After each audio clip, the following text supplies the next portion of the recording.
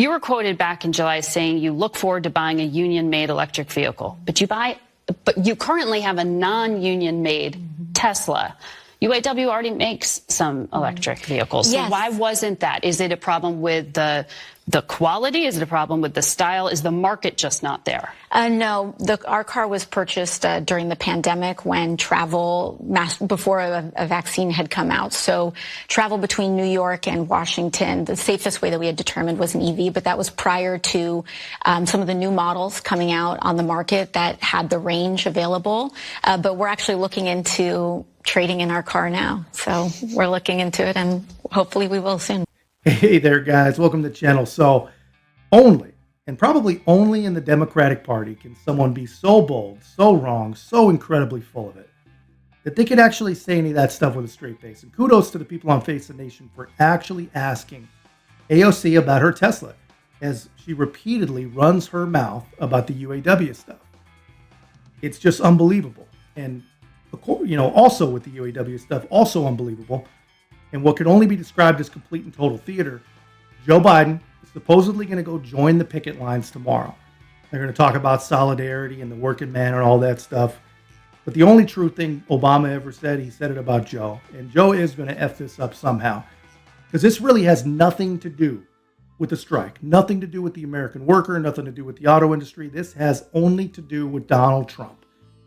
Donald Trump said that he was going to spend his time on Wednesday with the UAW. Instead of going to the Republican debate or whatever. So this is only about Donald Trump and beating him. Of course, the guy's responsible for all the chaos, all the evil, all the troubles of the entire world. So he's probably responsible for the UAW thing as well. And they just want to beat him to that punch. But the one thing, probably the only thing that they can't actually blame Donald Trump for is the state of the Democratic Party right now. And you got a great example of that with Senator Bob Menendez, who's facing an indictment from the Department of Justice over allegations that may actually qualify him to be the next president. Because according to the DOJ, Bob, with the help of business associates, guided decisions favoring the government of Egypt in exchange for his own financial gains, including hundreds of thousands of dollars, luxury cars, and freaking gold bars, which is a pretty legit move. Joe, I would imagine, is pretty jealous that he didn't get any cool old school gold bars. But here's the best part. Instead of just keeping his mouth shut and letting his lawyers go to work, Menendez is playing the freaking race card, man, with a straight face. He's saying that he's charged by the FBI because of his Latino heritage. Not because the FBI actually found mountains of cash and gold bars in his home like some sort of freaking warlord. It's just, you cannot make this stuff up. Even some of the folks on the left, they think that he's gone a little bit too far. Very quickly, should Senator Bob Menendez resign from his position? Well, these are serious and shocking charges. Bribery, corruption. I've never seen anything like this. He stepped down from being chairman of the Foreign Relations Committee. That's a serious step. I think Senator Menendez is going to have to think long and hard about the cloud that's going to hang over his service in the United States Senate. Well, he is up for re-election. It sounds like you are drawing attention to some questions about that. I have to take a quick... Well, I mean, he's going to be in... Sorry. Go ahead. I was going to say he was going to be in court next week. Yeah. And he's got to figure out whether he can adequately serve the people of New Jersey. Let me tell you, Dana, this is a very serious charge. There's no question about it. But it bears reminding us of what I've said about the indictments against Donald Trump, equally serious charges. These are, in fact, indictments that have to be proven under the rule of law.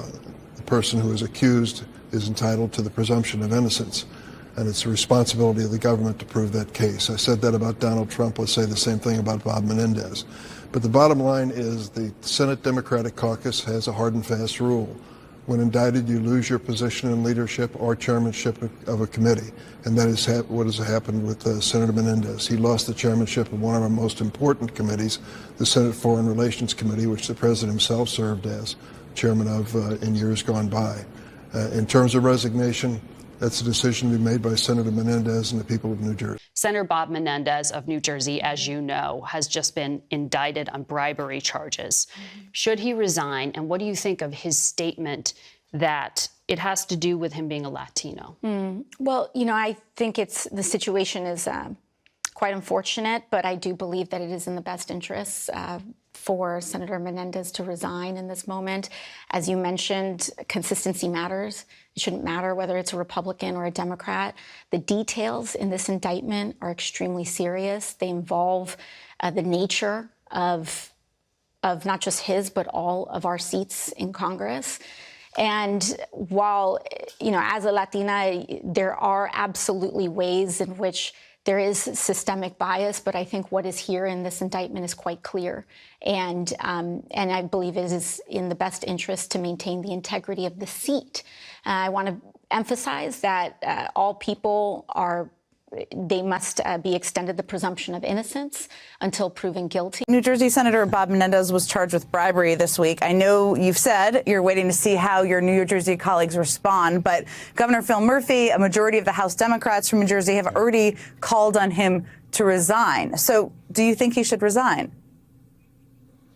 He should. And also, I think it's important that we point out that, speaking of Merrick Garland, that any idea that the Department of Justice is being weaponized to protect President Biden is just nonsense.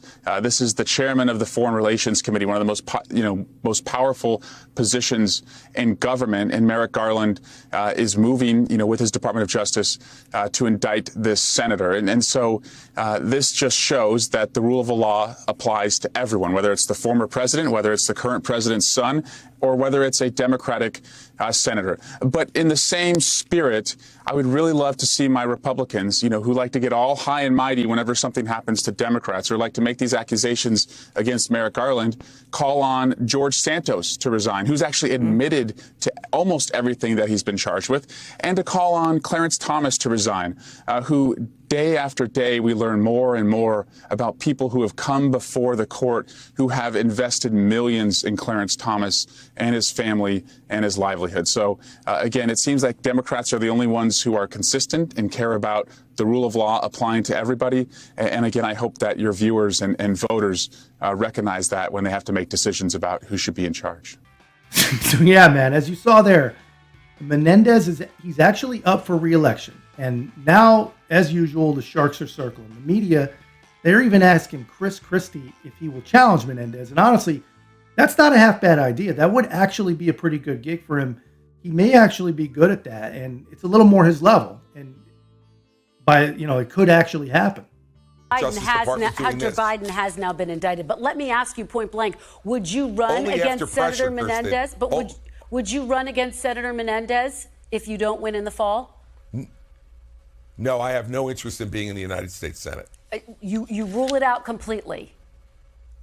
Yes, I have. I've had throughout my entire career. I had a chance to appoint myself to the United States Senate, Kristen, in 2013 when Frank Lautenberg passed away and I was governor. If I didn't appoint myself to the United States Senate, the easiest way to get there, I sure as heck am not going to run for it. Dang, Chris, man, I actually thought that was a pretty good idea.